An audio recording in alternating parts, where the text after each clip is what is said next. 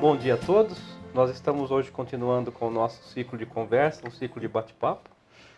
Hoje nós temos o prazer de receber o professor João Domingos Rodrigues, o professor Domingos, se eu posso dizer assim. Mingo, né? É do Departamento de Botânica.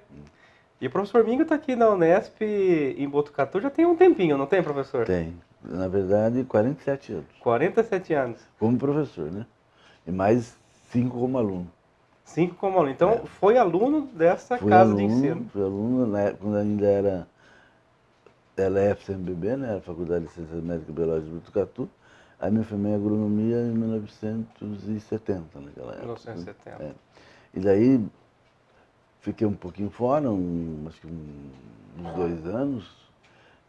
Não, menos. E aí passei no concurso e entrei aqui. Acho que foi em 70 que eu entrei aqui mesmo. Mas nem fiquei fora. Muito pouco. Me formei em 69, desculpa. Assim, era da turma de 69, mas formei em 70. E aí no final desse ano de 70, no dia 9 de dezembro de 70, ou sei lá, 71, bom, não sei. Aí eu passei no concurso e fui contratado. Naquela época como instrutor, ainda que se chamava, né? Porque eu tinha acabado, estava fazendo mestrado, algo assim. Ô professor, mas nesse tempo, desculpa me intrometer, é que a história é tão bonita, o senhor é de Avaré. Sou. Como que o cidadão de Avaré via naquela época Botucatu como um centro universitário, ou que tinha a possibilidade da inclusão desses cursos aqui em Botucatu, tão próximo, né? É assim, na verdade, quando eu morava em São Paulo, na verdade, na época que eu resolvi fazer o vestibular, né? Ou chegou no momento de fazer o vestibular, nem sei se eu resolvi, então a gente ia fazer o vestibular. E eu me decidi por 2 carreiras na época, na verdade 3, né? Eu fiz vestibular em Biologia em São Paulo, na USP, no Instituto de Biologia de Biociências da USP. Sim. Fiz, aí me interessei por Geologia também e me interessei por Agronomia. Porque eu tinha uma certa dificuldade, porque eu morava em São Paulo e meu pai naquela época, ele não entendia por que eu queria fazer um curso que não tinha em São Paulo, que só tinha no interior. Mas na verdade era alguma coisa que eu tinha vontade, porque a gente já vivia às vezes em fazenda, em Avaré e tal. E naquela época, então eu acabei fazendo na Exalc, eu fui um dos, na verdade teve 19 pessoas que foram excedentes na Exalc, eu fui um dos 19, mas aí não passei lá. Então eu já tinha desistido da agronomia, porque eu tinha também sido aprovado na Biologia em São Paulo. Olha só. E nesse fato aí, eu até ia fazer Biologia. Mas aí quando eu estava em Avaré, no Carnaval, e abriu aqui o primeiro vestibular aqui em Agronomia, aqui na FCMBB, em Botucatu, aqui em Rubião. E eu não ia fazer, mas aí minha irmã, meu cunhado, todo mundo começou a falar um monte de... Não, tal. Mas eu falei, não tenho nada, não estudei, não. E começava na quarta-feira de cinzas. Né?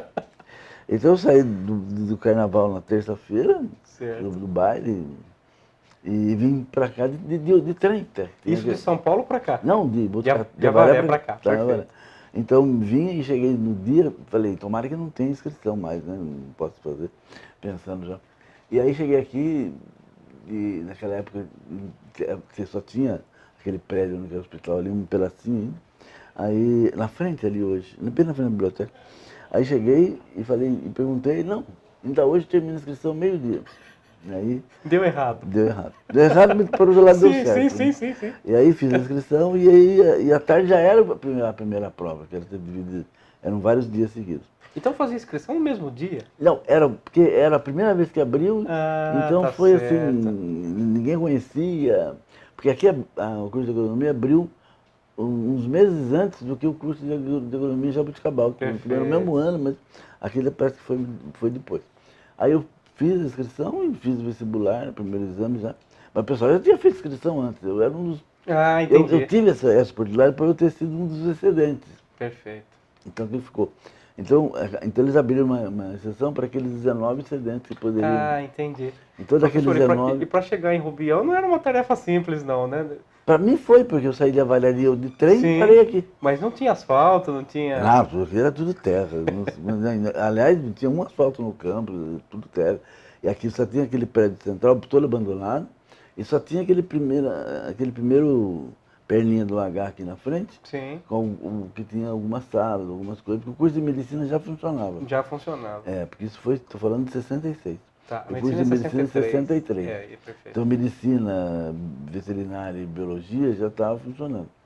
Então já tinha algumas coisas arrumadas, mas era muito pouco, era tudo terra, buracos, barro, era um negócio. E as estradas que ligavam daqui para a cidade, na verdade só tinha uma, que era essa aqui que vai por cima, era toda terra também. E é um areião só, uma coisa.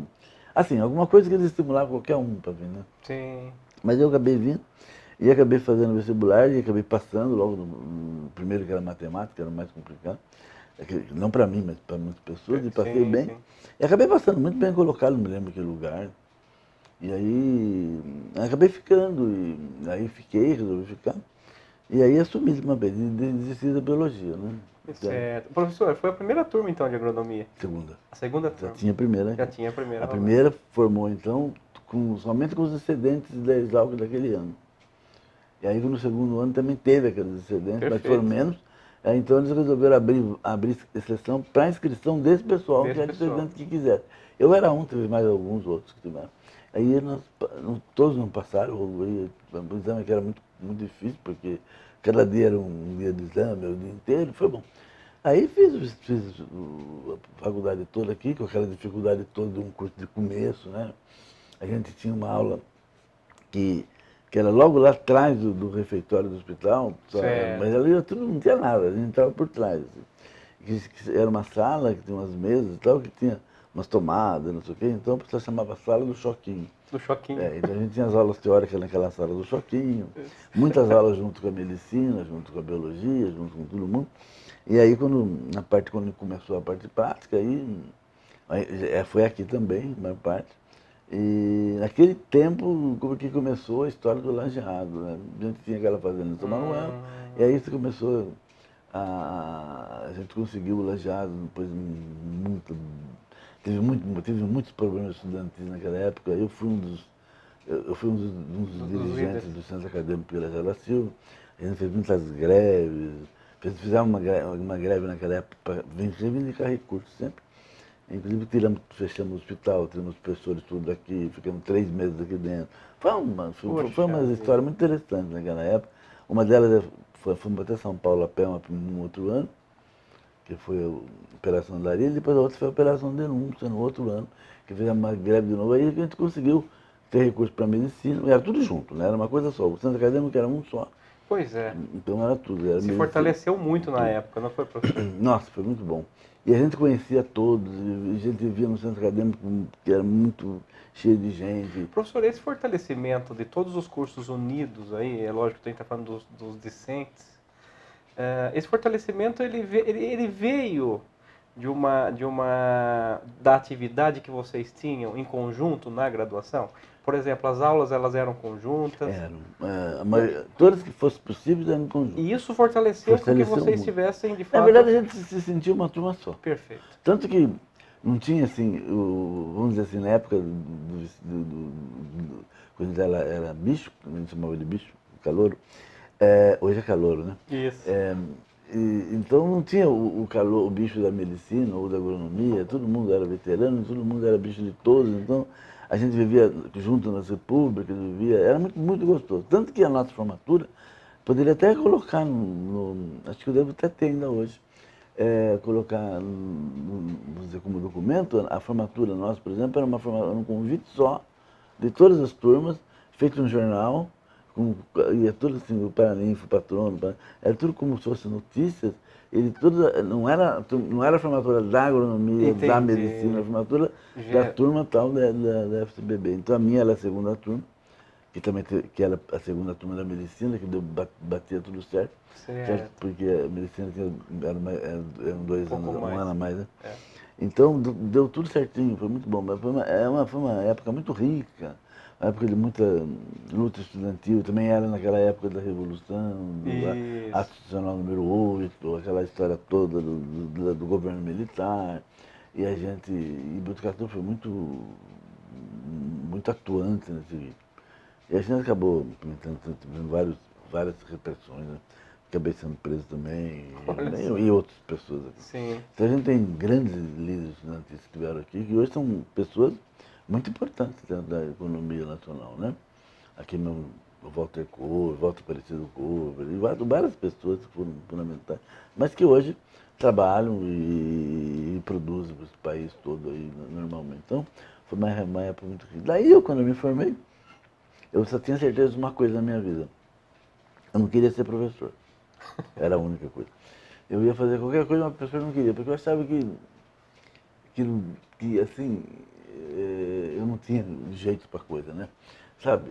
Não tinha, mas no fim, eu acabei, quando fui trabalhar fora, acabei me concentrando, vendo que, na verdade, era uma coisa que eu queria fazer, que eu queria continuar lutando pela faculdade, que eu queria Ah, tá que a certo. faculdade crescesse, se estabelecesse, A raiz estava a raiz fincada. estava aqui. E aí eu acabei voltando, inclusive larguei um emprego que eu tinha, que o salário era 10 vezes maior do que eu recebi Eu aqui, que eu não acredito. recebi nada, porque eu vim aqui com uma bolsa. Naquele tempo não tinha, não era bolsa de doutorado nem de mestrado, era bolsa de aperfeiçoamento científico da FAPES, que era infinitamente menor, né? A pé, sem carro. Mas eu achei que valeu a pena, porque, na verdade, o que está aqui hoje, a gente participou bastante disso e lutou muito por isso. Na verdade, no meu caso, é a minha vida, né? Eu acho que é a minha vida. Eu acho que fico extremamente triste quando alguém fala que antigamente era assim, hoje é assado. Não tem antigamente era assim, hoje era assado. Tem os momentos e a evolução Isso. das coisas, as coisas caminham dessa forma. Então a gente não tem que ter saudosismo, a gente tem que ter, na verdade, boas lembranças e que fez o que foi possível e que podia ter feito mais, talvez podia. Todos nós podíamos, né? E agora também podíamos. Mas a gente faz o que dá, né? Sem dúvida. Então eu acho que lutamos bastante. Eu sempre gostei muito de dar aula, sempre fui um professor que fazia primeiro da docência a minha atividade maior, apesar de não deixar, como você viu aí, a pesquisa de jeito nenhum, a orientação, tenho mais de 100 orientados que Orientado. defenderam tese, doutorado, mestrado, tenho vários trabalhos publicados, mas na verdade a docência para mim era assim, o A número chama. um, a chama. E tanto eu dava aula para agronomia, quanto para biologia, quanto para zootecnia, o que a gente tinha da mesma forma, do mesmo jeito, e estava separado. Eu não gostava de juntar porque o foco para mim era Ah, tá outro. Se eu desse certo. uma aula para agronomia, eu dava um foco voltado à agricultura. Se eu dou aula para florestal, eu dou foco voltado para a parte de recursos florestais. Se eu dou aula para biologia, então é uma fisiologia que eu sou professor da fisiologia vegetal mais básica, entendeu? Então, mas que era quase que o próprio aplicado da biologia ali. Então eu separava eles, e apesar de repetir, às vezes de dar aula quase a semana inteira, Eu isso me sei. deixava muito feliz, eu gostava bastante. E os Professor, alunos também gostavam, né? e nesse retorno, então, para a pós-graduação, por que fisiologia vegetal? Tinha algum professor aqui que encantava? Então, foi assim, eu tive, na verdade, durante o curso, porque, assim, eu gosto de uma série de coisas, né, na verdade, como eu faço hoje, né, eu já fazia, quando também era professor, eu, eu fui pianista, né, estudei 19 anos de piano, então, ao mesmo tempo que eu era pianista, eu fui narrador, eu fui fazer natação e era competir pelo Corinthians, em São Paulo, quando estava Olha lá. só. Eu fui jogador de futebol, quase fui profissional, não fui porque meu pai era português, né? Quando falaram que tem que assinar o contrato, Meu Deus. naquele tempo o jogador profissional era considerado vagabundo, essas coisas. Se fosse hoje, acho que Isso. talvez mudasse a conversa, né? É, O dinheiro que eles ganham. Mas exatamente. então, eu tive várias atividades. Gosto muito de ler, gosto de história em quadrinhos, adoro, né? E, e a mesma coisa, filmes. Então, assim, eu acho que o professor ele tem que ter uma cultura muito grande. Primeiro, para poder passar essas coisas também para o aluno, não só a disciplina. Então, nesse meio Sim. tempo, quando eu fui aluno, eu tive um contato maior com alguns professores que tinham mais ou menos essa formação mais ampla. Um deles era professor de fisiologia vegetal, né? Outro era professor de floricultura, que eu gostei também, tal, mas aí eu descobri que fisiologia era muito mais interessante, porque na verdade toda a parte de aplicação, da agronomia, ela depende da fisiologia, entendeu? Como também acontece na medicina, Sem como dúvida. acontece nas outras áreas, né?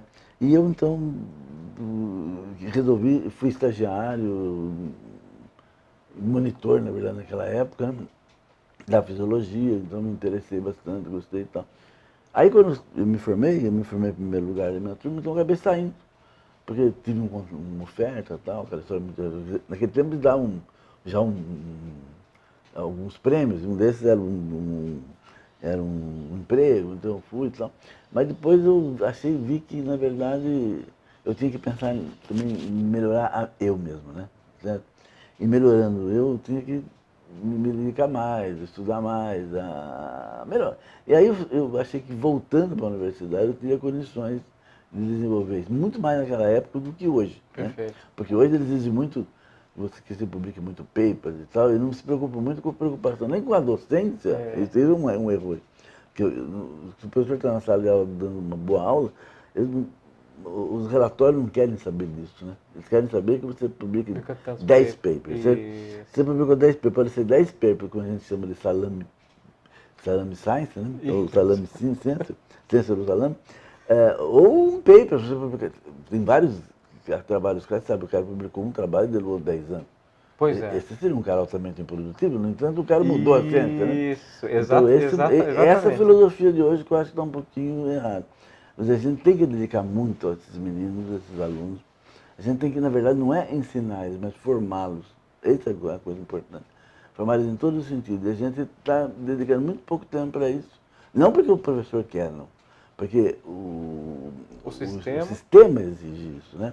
A CAPES, a pós-graduação, o número de trabalho. Então você é medido pelo número de trabalhos que você publica, sem que alguém leia aqueles trabalhos para saber a qualidade desse trabalho. A qualidade eles Exatamente. merecem, você publica em B1, em B2, A1, A2, Isso. que nem sempre também representa alguma coisa. Então, essa é a crítica que eu faço hoje, mas naquele tempo a gente tinha muito mais tempo para estudar, para se dedicar, para melhorar, para pensar nos alunos, para orientar os alunos, para ter gente muito mais orientados. A biblioteca tinha uma função, né? E a biblioteca naquele tempo funcionava até 10, 11 horas da noite, né? Isso. Direto. Tinha, tinha funcionário mais do que tem hoje. Era o ponto de encontro da Como turma. tem funcionário mais que tem hoje em todo lugar, né? Então, hoje, se o cara se aposenta, para colocar um, precisa pedir até para o Papa, né? Certo? E naquele tempo era quase automático, aposentava, entrava o outro. E também quase ninguém aposentava, porque todo mundo começou quase tudo junto, né? Então, todo mundo com muita vontade, tanto que não sei se você sabe, mas o curso de engenharia florestal está fechado. Porque todos os professores vão se aposentar quase junto e a universidade, pela situação que nós todos conhecemos, né? Não tem como contratar, como Sim. repor esse preço. Então, a coisa era diferente naquele tempo nesse aspecto. Agora, era muito mais, assim, se trabalhava com muito mais gosto, muito mais... e todo mundo se dedicava mesmo, e passava assim, praticamente quase todo o tempo aqui. Eu falo até assim que a gente casava, vivia mais tempo aqui do que com a mulher, né? Sem dúvida nenhuma. Né? Então tem que saber escolher direitinho, porque você tem que viver. Até os colegas do departamento a gente tinha bem. Sim. Evidentemente essas coisas, o pessoal foi apresentando, isso foi mudando, a história foi mudando, começou a aparecer, surgir então essa necessidade de publicações, de que você então. E hoje em dia, até mesmo, eu vejo assim que a graduação é vista, não por todos, nem pelo sistema talvez, mas de maneira geral, como uma coisa um pouco menor do que a pós-graduação, quando devia ser o contrário, porque a Sem dúvida. pós-graduação, na verdade, ela vem da graduação. Uma boa graduação gera uma boa pós-graduação. O inverso Exatamente. não é verdadeiro. Então você precisa ter uma formação muito boa de alunos, depois a pós-graduação também, claro, é importante. Professor, é curioso, né? É curioso nesse sentido. Eu conversando com o meu supervisor de pós-doc na Unicamp, em uma ocasião, um professor já aposentado, o professor Hiroshi, e tinha alguns outros professores, eu não gosto de dar muita aula na graduação, não sei o que. Ele falou assim, você tem que repensar. Porque esse aluno da graduação que você deixa e dá uma aula qualquer, não se envolve, ele potencialmente é seu aluno da pós-graduação. Então é ali que você cria o seu aluno, o seu bom aluno de pós-graduação. Que vai de encontro com isso que o senhor está comentando. Exatamente. Porque eu, por exemplo, sou professor titular há muito tempo, né? Não me lembro agora quando eu fiz o concurso titular. 1998. 1998. Isso. Nunca deixei de dar aula na graduação. Nunca. Eu faço questão na graduação. Até hoje estou aposentado, mas sou professor voluntário. Certo? E ainda você fica até eu acho até um pouco humilhante você ser professor voluntário por tanto tempo, você tem que assinar aqueles documentos que você não sei o que. Bom, isso não é problema, a gente passa, mas eu acho que nem precisava. Sim. O fato de você vir trabalhar com todo o seu currículo, de graça, quando todo mundo quer você em outro lugar, então, eu acho que é muito mais do que suficiente. Mas, de qualquer maneira, eu continuo cuidando da graduação, da pós-graduação, das orientações, eu faço isso ainda. E não sei viver sem isso, entendeu? Eu assim, eu falei, bom, podia parar agora, eu tenho um apartamento na praia, eu tenho um sítio aqui na represa, aqui em Avaré, mas não consigo ir para lá porque eu gosto de trabalhar o tempo todo, me dedico o tempo todo, então não tenho tempo para ir. Sim. Não vou. Tanto que estou até pensando agora em vender o apartamento, não tem nada a ver com a nossa entrevista aqui. Sim. Porque eu não vou, ninguém vai, então esse é um problema. Só está dando custo. Eu gosto realmente disso que eu faço, na Sim. verdade.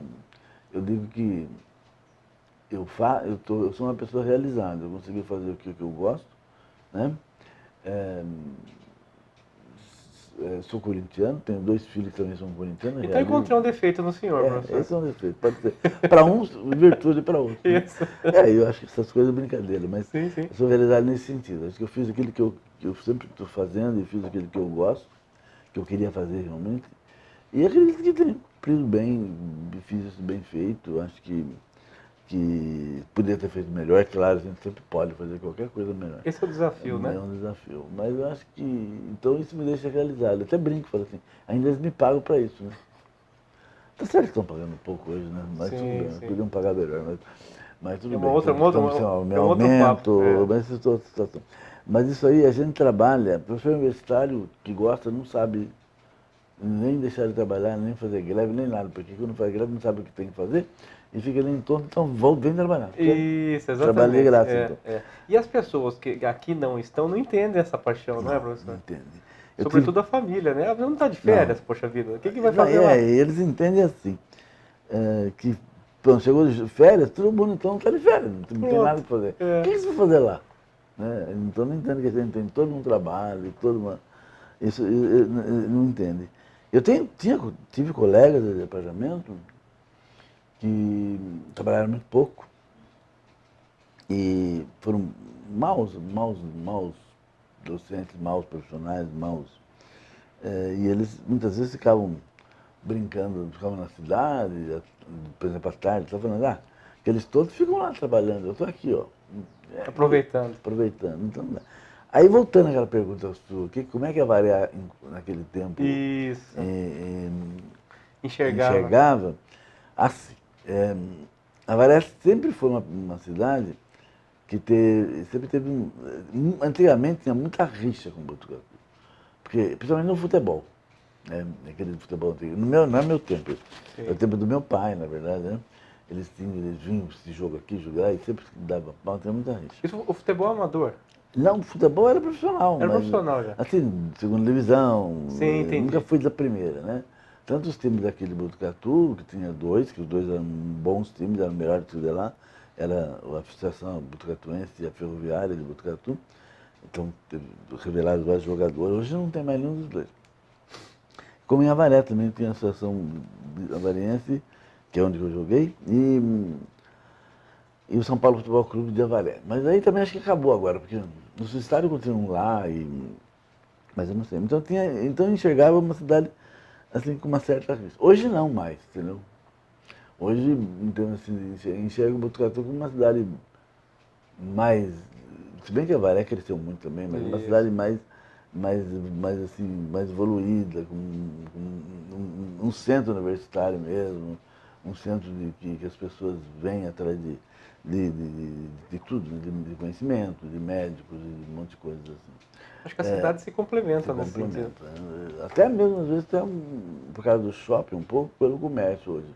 Eles vêm, porque uma Avaré não tem shopping, eles vêm passear aqui para ver o shopping. O shopping ainda está um pouco pequeno, mas acredito agora, saindo da greve, vai melhorar, da greve não, da crise, né? Isso. Se é que nós vamos sair, vai melhorar um pouco. Né?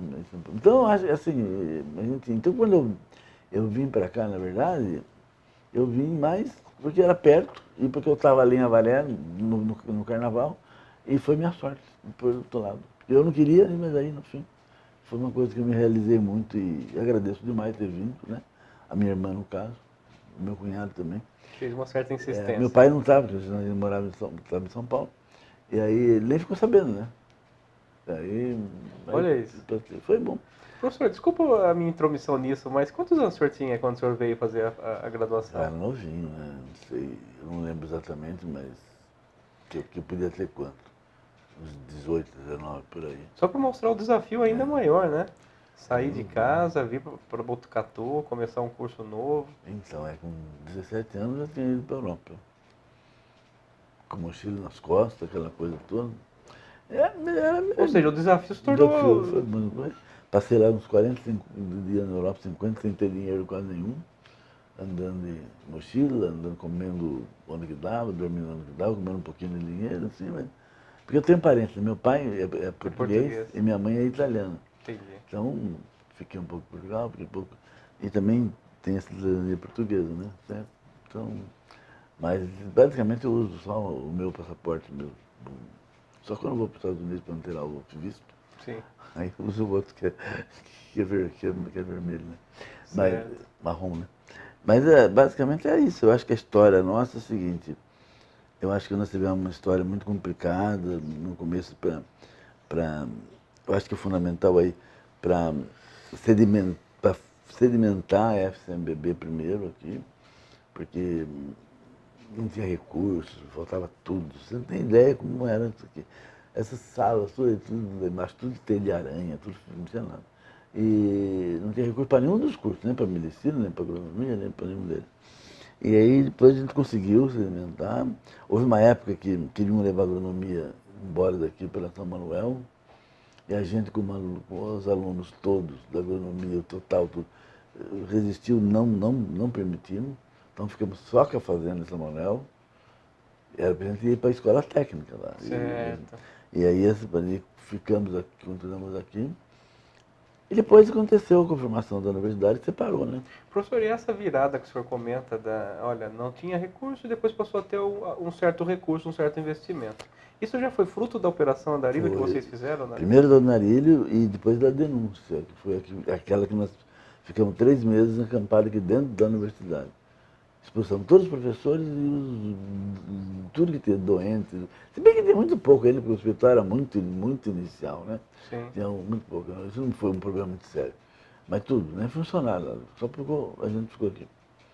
Até que depois de 3 meses a gente conseguiu algumas coisas, alguns recursos, eu não lembro.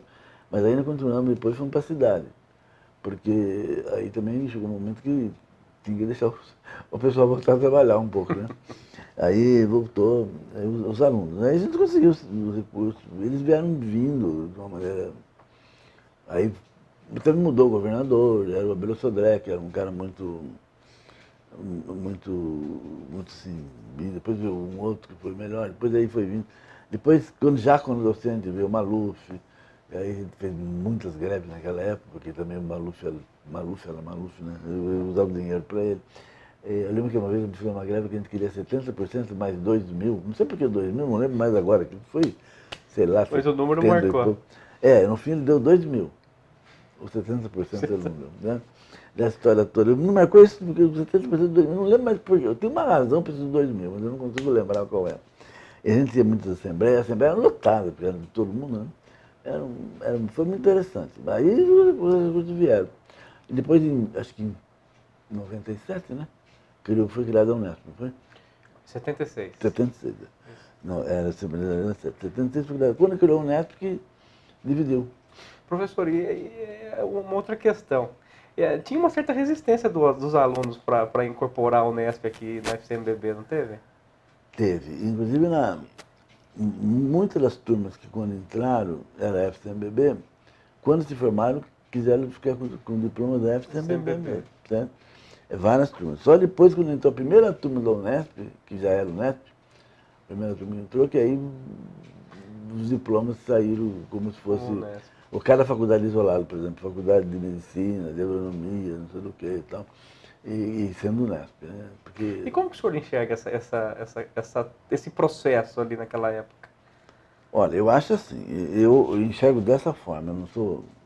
Hoje, a Unesp tem uma importância, é uma Sem dúvida universidade nenhuma. grande, tem vários problemas, nós sabemos todos quais são, nós somos docentes também. Mas no começo, quando foi fundado, na verdade era uma espécie, fundou-se juntou-se, fez uma federação de coisas diferentes que não tinha nenhum objetivo Tá parecido de um com o outro. Então, por exemplo, aqui o campus de Botucatu era muito forte na época. Era talvez maior que a gente já tinha naquela época um número de docentes bastante alto, não lembro, não vou chutar o número, vou errar, Sim. mas mais de 500 tinha já naquela época. Então já tinha bem estruturada a agronomia, a medicina, a veterinária, a biologia. E já tinha criado alguns outros cursos, como a zootecnia, florestal e outros por aí. Acho que algum mais do IB, acho que não, mas do IB tinha porque aí criou ali, no começo era ciências biomédicas, depois passou a ser ciências biológicas e tal. Então, era um campo muito estruturado. Então, na verdade, no meu entender, devia ser criada uma universidade aqui em Botucatu, entendeu? As coisas já estavam tudo certinho, como vai ter muito menos dinheiro, muito gastar. Porque, por exemplo, quando a gente fala isso, fala, mas por que tantas? Se você pegar o Paraná, por exemplo, você tem a Universidade de Londrina, a Universidade de Maringá, estão a 100 quilômetros uma da outra. São duas excelentes universidades. Exatamente. Certo? Você pega a Universidade de Ponta Grossa, a Universidade do Centro-Oeste lá em Guarapuava, a Universidade Cascavel. Cascavel. Então, porque em vez de juntar tudo, eles fizeram boas universidades em locais separados. Entendeu? E elas cresceram por si. Hoje a Universidade de Maringá e de Londrina são duas. De certa forma, independentes. Independentes, excelentes universidades. Então o campus de Botucatu tinha tudo para ser uma universidade. Como eu acredito que o de Araraquara também, pelas unidades que tinha lá. Né? Onde que não tinha tantas unidades, talvez pudesse juntar alguma outra coisa, fazer e tal.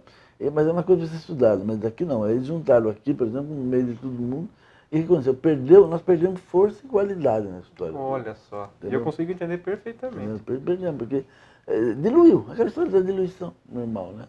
Nós lutamos tanto para conseguir a união de tudo isso. Então eu achava que devia ter sido criada essa universidade.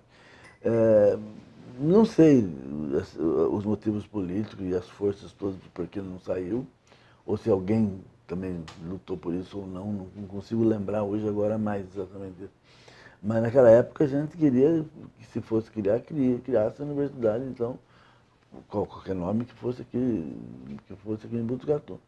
Como, por exemplo, a Universidade de Campinas. Exatamente. Porque, principalmente quando entrou Bauru, a coisa complicou muito. Né? Não falando mal de Bauru, nada, Claro. mas eram faculdades particulares que não tinham a mínima noção de trabalho, de pesquisa, e mesmo de formação de alunos. Né? Todas aquelas escolas da engenharia, não sei o que, tudo entrou. Eu lembro que quando entrou aquele pessoal todo, todos eles tiveram que fazer pós-graduação, mestrado, doutorado, muitos fizeram aqui, outros fizeram ali e tal. E aquilo foi, assim, aumentou muito o número de docentes, né? E com uma qualidade muito baixa de publicação. Porque os títulos foram conseguidos a toque de caixa. A toque de caixa e em lugares, nem sempre os melhores lugares para formação. Nós pensamos na formação do indivíduo. Por exemplo, vamos pegar, sei lá, um ramo da engenharia. O cara vai ser engenheiro eletrônico, doutor em alguma coisa. Então tem que pegar um lugar bom, um especialista bom, um centro que você tenha. E não se aconteceu isso. Até para trazer essa experiência para a universidade. Muitos fizeram aqui em Botucatu mesmo, que não tem nada a ver com a engenharia em si, outros fizeram não sei na onde, assim foi. Só. Então isso caiu muito a qualidade, eu achei, diluiu muito a qualidade. Quer dizer, para você, a entrada, por exemplo, tem outros lugares também, mas a entrada de Bauru, por exemplo, é como se você tivesse engolido um boi inteiro. Até você digerir aquele boi todo demorou um bom tempo, entendeu? Demorou por muitos anos, aquilo lá foi muito complicado. Até hoje ainda é mais complicado, porque eles não têm a mesma formação que a gente teve desde o começo. Hoje melhorou muito, evidentemente, mas naquela época era muito diferente. Então, E com isso, possivelmente outras unidades que eu não vou lembrar agora, e vou falar, de repente eu vou falar o nome de algum e vou falar uma coisa aqui. Não, sem Mas problema Bauru é um exemplo bem claro que está aqui do nosso lado, né? Então, e já tinha lá a USP, né? E já tinha, que podia muito bem ter ficado, então, já estava no mesmo campo. Tomado conta disso. E a USP tem escolas de engenharia muito boas, como a de São Carlos, Sem como dúvida. a Politécnica de São Paulo, que poderia, inclusive, e mesmo o campo biológico, né? Tem a odontologia ali do lado. Quer dizer. Então, foram coisas que naquela época politicamente foi interessante criar, juntar esse monte de universidades isoladas e criar uma universidade que simplesmente, no papel, né? Que não tinha uma filosofia de universidade, como, por exemplo, tinha a USP desde o começo, quando foi criada, com a cidade universitária. Foi criada com essa missão, né? Foi. Nós não, nós fomos juntados tudo junto. Então, até isso passar essa... Então, isso foi um retrocesso, um atraso para a universidade. Um campus que nem aqui, que estava super Estruturado já. Foi assim, houve uma parada, vamos chamar pelo menos isso, sabe? Até para você conseguir juntar tudo isso de novo, até você fazer todo mundo andar outra vez. E foi complicado. E aí eu digo para você que teve vários gestores da universidade e reitores que foram bons nesse ponto. Conseguiram, de uma certa maneira, transformar o Unesp no que é hoje. Hoje está muito mais né? Mas ao mesmo tempo muito mais cheio de problemas. Essa questão de fazer a unificação dos diferentes campi, das diferentes, é muito difícil. É que a filosofia é outra, né? Você pega Botucatu, desde o começo, foi sempre, desde os primeiros professores que nós tivemos aqui, que fundaram isso aqui, como o professor Montenegro, o professor Edith Lelo, esse pessoal todo, o professor Walter Maris Corrêa, que já morreu, foram professores que eu tive, né, que me ensinaram muita coisa. A ideia deles era sempre o trabalho, assim, a pesquisa, a boa aula, a boa integração com os alunos, com os professores, de trabalhar em conjunto de várias áreas. Para eles, a universidade, para mim também é a universalidade de conhecimento. Você tem várias áreas juntos que se complementam aqui. E aqui a gente tinha isso. De repente entrou um monte de gente que não tinha esse mesmo tipo de pensamento. Entendi. Inclusive a direção, né? Não tinha, porque veio de várias coisas diferentes, o pessoal que trabalha na reitoria. Você pode ver, hoje mesmo a reitoria é uma coisa isolada. Isso. Você pode ver.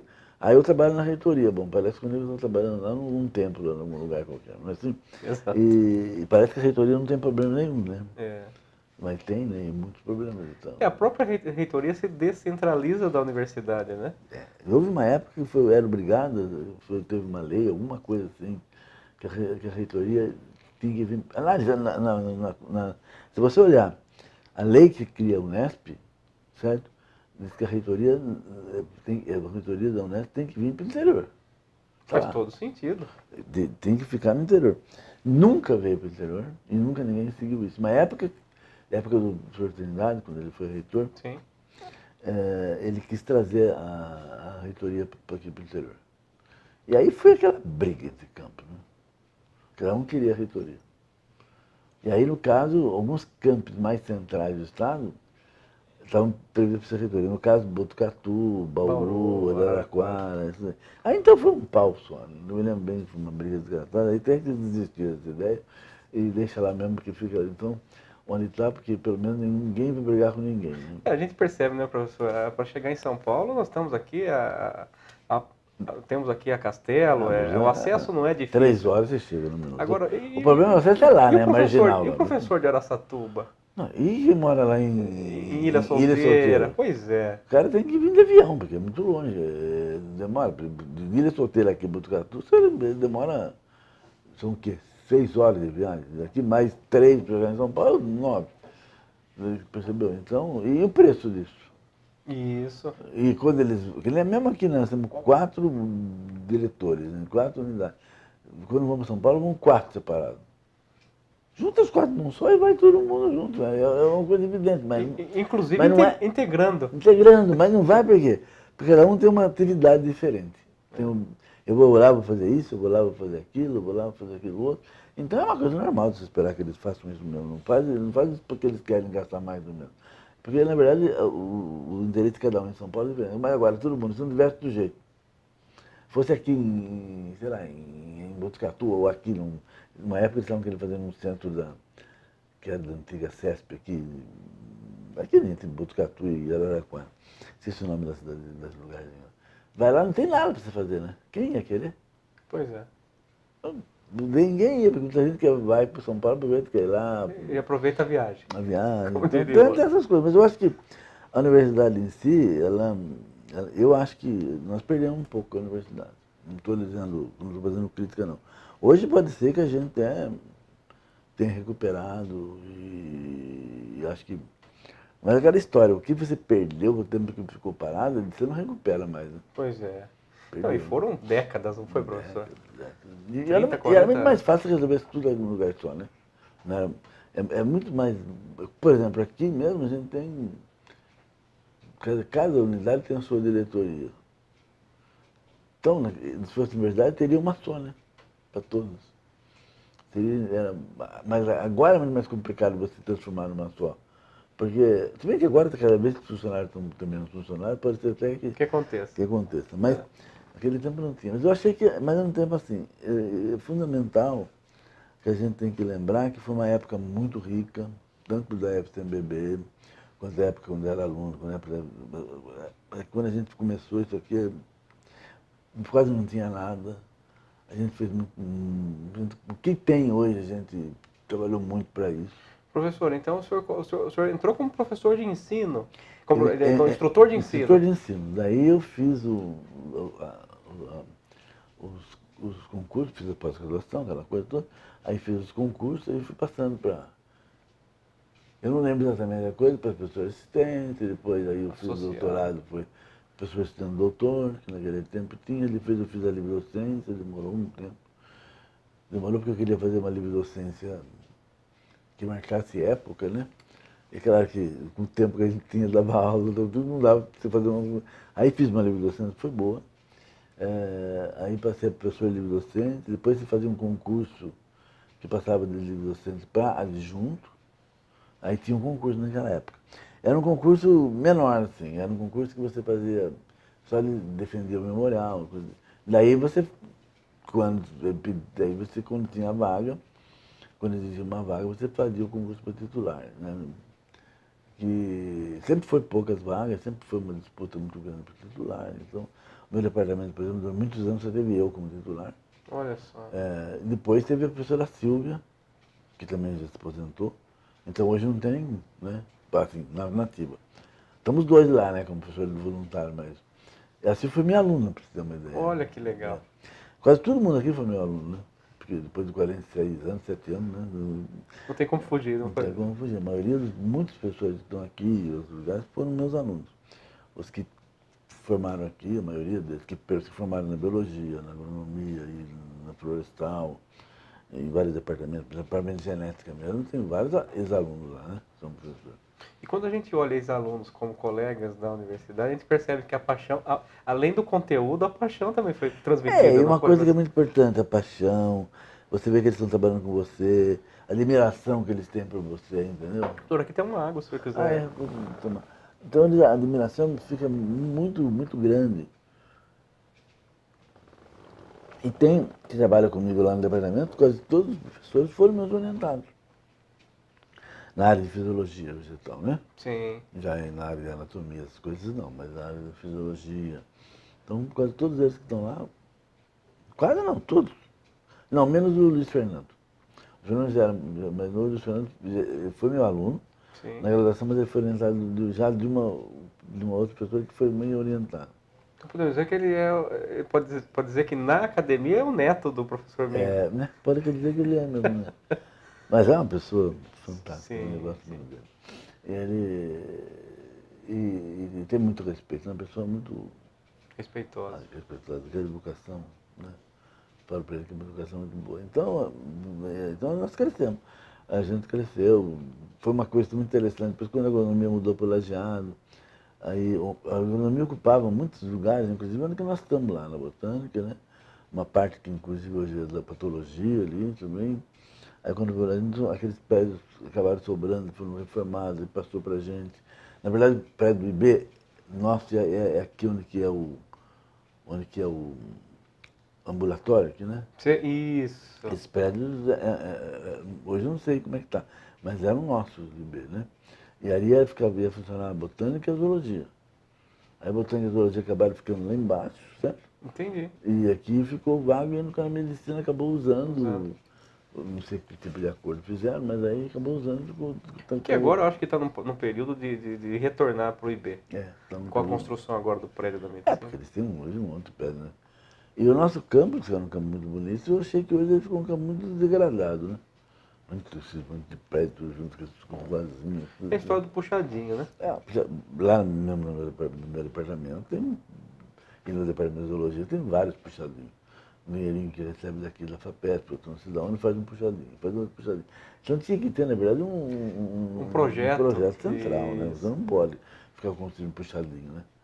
Mesmo se você vai olhar o campus nosso, ele é um campus grande, ele tem 35 hectares aqui, né? Mais o Jardim Botânico. Mesmo assim, fizeram tudo junto, né? Que nem esses pés de medicina, junto. Aí você passa com as ruazinhas, tudo, né? Isso. Não ficou bonito, né? Eu achei. Você pega olha o lajeado lá, é lindo. Lindo. Você vai, não precisa, vai na cidade universitária, é lindo, né? Em São Paulo, vai na Exalc aqui, em Piracicaba, é lindo. Quer dizer, eles têm uma preocupação com Em manter a história também da estrutura também. física. Aqui não, por exemplo, aqui eu me lembro quando a gente tinha. Onde está aqui o IB? Era um antigo bosque maravilhoso, tinha pelo menos umas 100 jabuticabeiras imensas, Olha centenárias, só. mais de. Essas jabuticabeiras tinham mais de 100 anos cada uma delas, né? E aqui era o antigo Jardim Botânico. Né? Aí quando chegou na hora com tanta área que tinha lá embaixo, até hoje tem atrás da veterinária, tudo. Sim. E aquele próprio Jardim Botânico que tem lá hoje, que só tem eucalipto quase lá embaixo, eles derrubaram tudo que tinha aqui para construir os prédios aqui em cima. Quer dizer, naquela época, você não quer saber também, foi uma briga muito grande e tal, mas tudo bem. Aquela história, né? Então, Teve uma certa oposição, né? muita. E aí acabou com as árvores, porque tem muito pouca árvore aqui no campo, muito pouca. Agora um pouco mais, porque cresceram algumas e tal, mas naquela época quase nada. Entendeu? Era porque aquilo é tudo barranco, né? Aqui é alto, aqui tem terra, mas aqui você pode ver que tem quarto, você já vai lá embaixo onde está o hospital, onde está a agência dos bancos, é tudo barranco. Então, onde que tinha a vegetação, eles acabaram cortando para fazer esses prédios que hoje tem. Não esse aqui exatamente, mas aquele ali, sabe? Onde que era a antiga diretoria do BION, que tem o anfiteatro. O anfiteatro, o departamento de parasito, micro, não sei o quê, tudo ali.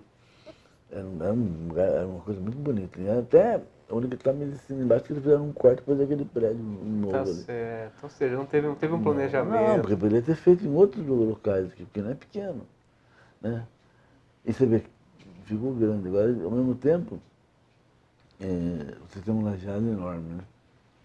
Que também é uma área nossa que está aqui perto, quer dizer. E ficou isolado, né? Uma lajeado pertence à agronomia e à veterinária. E o resto tudo, a agronomia veterinária tem uma parte aqui também, mas o resto tudo pertence. E nós ficamos tudo apertado aqui, certo? Parecendo aqueles prédios da MRV, né? Certo? Mas algo assim. Não estou falando mal dos prédios da MRV, Claro, claro. mas então, assim, ficou um negócio muito pequeno, né? O campus ficou feio, eu achei. Você não tem uma avenida no campus, uma coisa. Aquela história, você tem que entrar para um lado e sair para o outro, né? Você não pode. Se ele lá em sair, você tem que dar toda a volta de novo para chegar aqui. Tudo bem. Verdade, é verdade. Não é, isso foi má no planejamento. Não foi falta, não. Não sei se você sabe aquela área que quando você entra no campo, tudo do lado de lá, onde era antigo, que era uma fazenda, antigo Butinhol, é tudo da Unesp, é tudo desapropriado. Mas ninguém usa para nada. O senhor fala que aquela região tem agora o tratamento de água ali? Ali é tudo. Inclusive, você viu que a Fundação da Medicina usa a casa da antiga fazenda. Ah, tá. Aquele prédio que está ali, que foi reformado e tal, da fundação da Faculdade de Medicina, FAMESP. Ali era a sede da fazenda, a antiga fazenda do Butinhol, aqui. Porque antigamente, quando veio, você aqui tem a área, tudo que foi desapropriado para fazer o hospital. Aquele hospital, aquele Hzão lá, né? H, né? O hospital que Isso foi década de 1950. 50. É. 51, naquele tempo eu tinha 5 anos de idade, né? Nem sabia disso. 5, nem estava fazendo. E aí, porque foi criado por conta de que lugar alto, como o Rubião, era bom para tuberculose, que acreditava nisso naquela época. Depois descaiu por terra e aí o hospital ficou sem uso. utilidade. Até que em 1963, aí tem um prefeito muito determinante aqui, que é o Peducci, ele queria criar aqui uma faculdade de medicina, o Paço Hospital. E conta a lenda, não sei se é verdade, mas todo mundo fala isso, que ele foi lá, governador naquela época, e pegou e deu um cheque. Falou, tá aqui, pode mandar fazer lá que o cheque está aqui. E ele era muito rico na época. Muito rico. E se é verdade isso, eu não sei, mas é o que fala. E aí começou a coisa toda. Então a área era menor, depois foi desapropriada maior, né? Então a gente ficou uma área maior, mas não se usa ali. Tem uma cerca, eu não sei bem direito como é que está aquilo, como é que está essa desapropriação. Mas pegamos, porque nós estamos usando a sede da Fazenda Botinhola, então quer dizer, deve ser nosso mesmo, Pedro. E onde que lá embaixo, o Jardim Botânico, hoje, tem umas espécies muito interessantes, é um lugar muito bonito lá. Fica do lado da veterinária, né, junto. É uma área também que antigamente era muito devastada, porque toda a água do campo, o esgoto passava lá. Descia lá. Depois aquilo foi arrumado e desce e vai sair num córrego lá embaixo. E o esgoto ia tudo sem tratamento para baixo. Acabava com tudo, né? Porque, imagina, cada laboratório o nego joga lá um troço qualquer e... Isso. E vai. Hoje em dia temos isso, imagina naquela época, não é, professor? Temos isso, ainda mesmo assim. Na época a Química cuidou muito disso, do departamento de Química. Você que é o departamento? Do departamento de Química. Eles cuidaram muito disso, dessa parte toda, fizeram...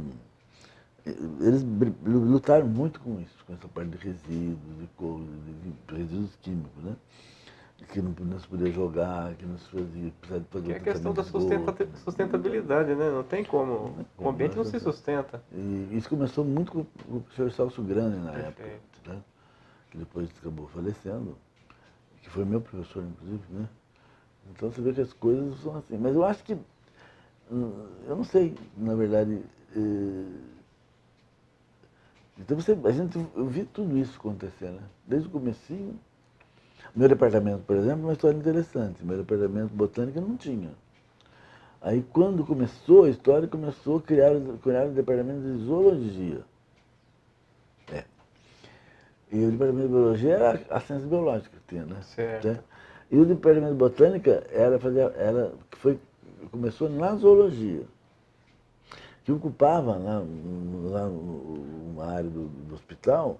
Se você olhar o hospital, aqueles 2Hs, o segundo H de trás, ele ocupava, você olhando de frente para o hospital assim, esse H da esquerda aqui.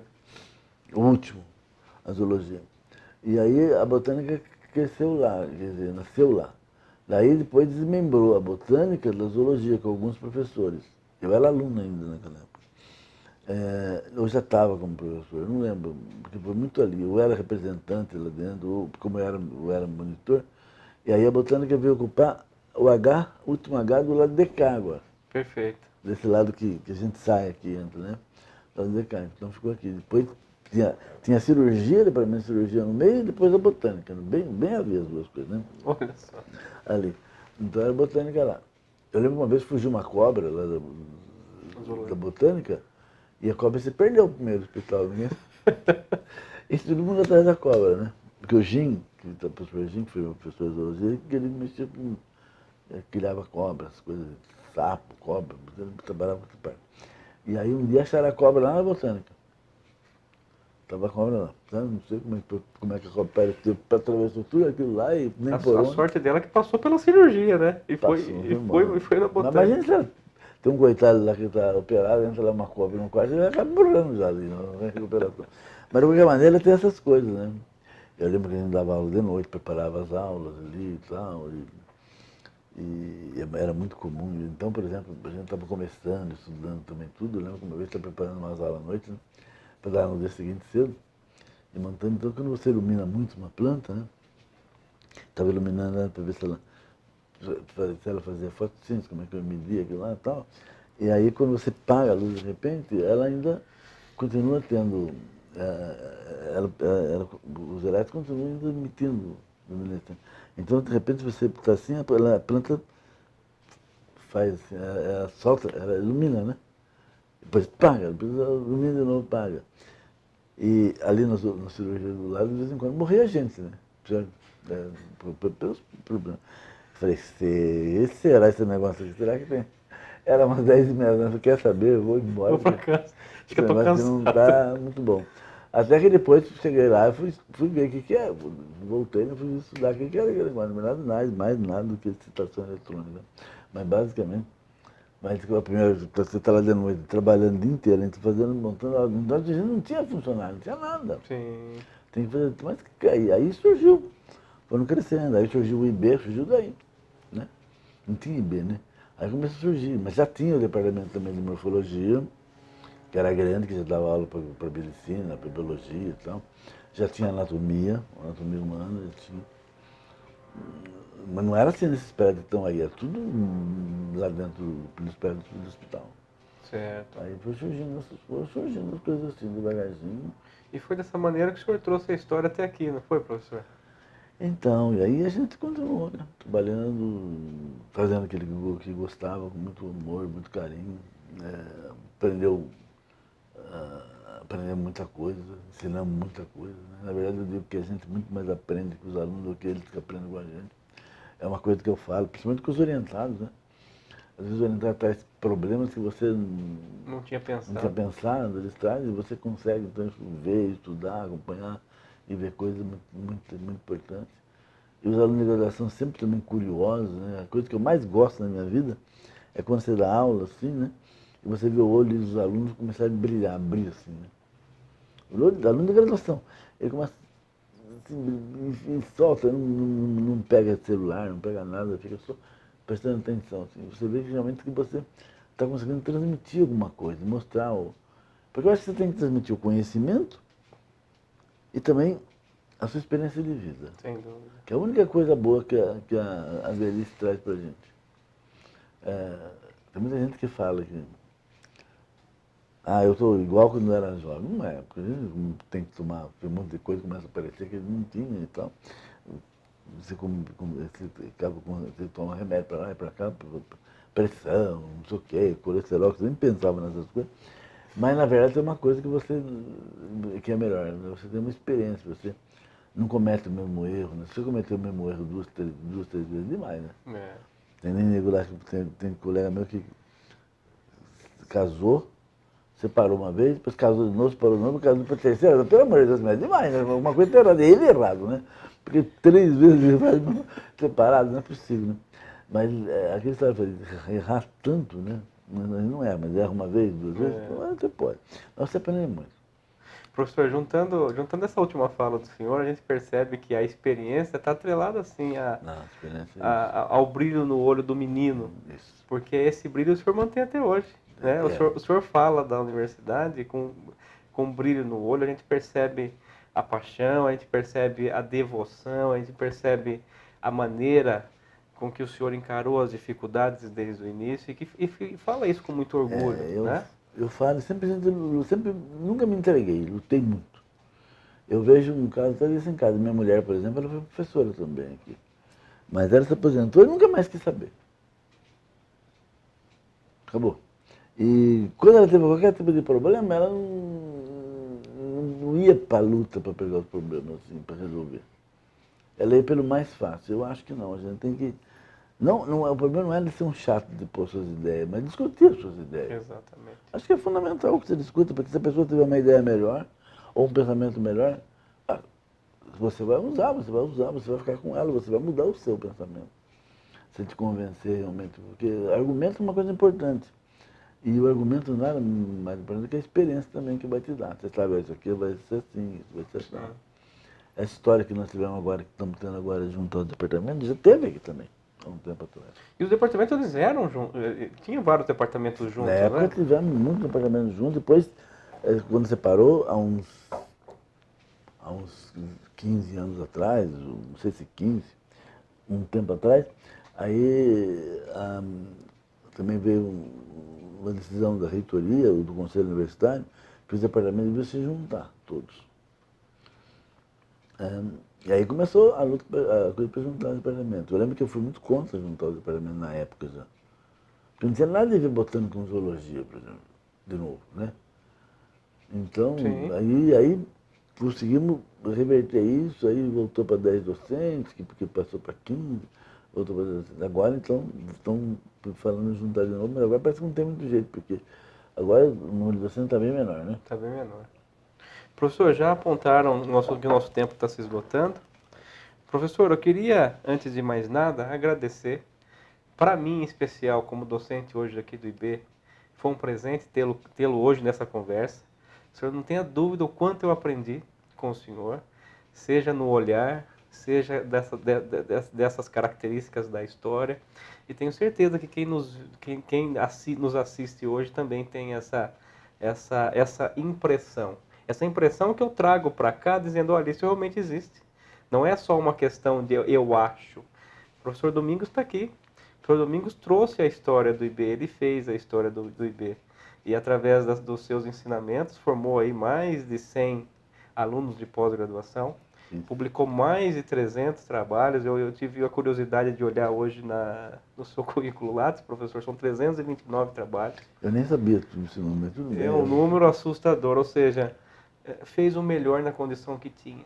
Não é? E mudou muito aluno, muito profissional. A gente tentou, né? Fez o possível. Acho que só não fez melhor porque talvez não conseguimos mesmo. E ainda hoje sou pesquisador do CNPq, apesar de aposentar. Né? Pesquisador do CNPq e o senhor tem 7 alunos de mestrado, de doutorado e um de mestrado, não é isso? Exatamente, ainda hoje. E continuo, não vou parar não. Ano que vem já tem mais que já peguei. Então acho que só se eu parar se for obrigado, né? Mas senão, não. Então, e hoje me dou o direito também de ter mais tempo para mim mesmo, para estudar um pouco mais, não que eu não tenha deixado de estudar, mas assim, dedicar algumas coisas a mim. E tem um dado interessante, na verdade. A FAPESP fez um trabalho dos principais botânicos do Brasil, certo? E entre eles me incluíram. Não que eu tenha pedido. Aí fizeram uma entrevista comigo que durou mais ou menos umas 2 horas, contando toda a história, não só da universidade, mas da história da botânica, da pesquisa. Então, aí está muito interessante, está no site da FAPESP. Ah, que legal. Poxa vida. Não é só eu não. Tem vários outros docentes e pesquisadores que são extremamente importantes na vida do país, que estão lá, sabe? Eles fizeram um trabalho muito interessante. E está no site, não sei que lugar que entra lá, mas o meu eu recebi, né, vi e tal, e de vez em quando eu olho, né? Vou dar uma olhada. E fizeram comigo essa entrevista lá em Maringá. Eu estava numa banca lá, numa banca daquela do Morado, de titular, de docente, e aí, um dia tarde, que eu não tinha atividade, eles me pegaram no hotel e ficaram comigo a tarde inteira conversando. Olha, que delícia. Depois, claro, que eles editaram alguma coisa, que não é Sim. normal. Porque tem coisa que você fala e às vezes tem coisa que você está com uma conversa muito longa e você fala algumas coisas que até que não deve falar, né? Sim. Então, ou fala de um jeito que não sei, então ficou muito interessante. E tem de outros até mais interessante ainda, eu achei. De pessoas que trouxeram muita colaboração. Você vê, nascer a pesquisa, tá certo que foi mais na área de botânica, mas é como um todo, né? A pesquisa do Brasil desde Se mistura. 1930 Sim. e pouco, aquela história e tal, então muito interessante. Mas eu que quero agradecer o fato de eu ter sido convidado. Para mim é um prazer estar aqui. Realmente eu acho que a universidade é a minha vida, eu faço disso faço disso, por exemplo, uma filosofia, né, dessa vida. E agradeço demais o fato de eu ter estado aqui, de eu ter passado naquele vestibular, que eu não queria vir.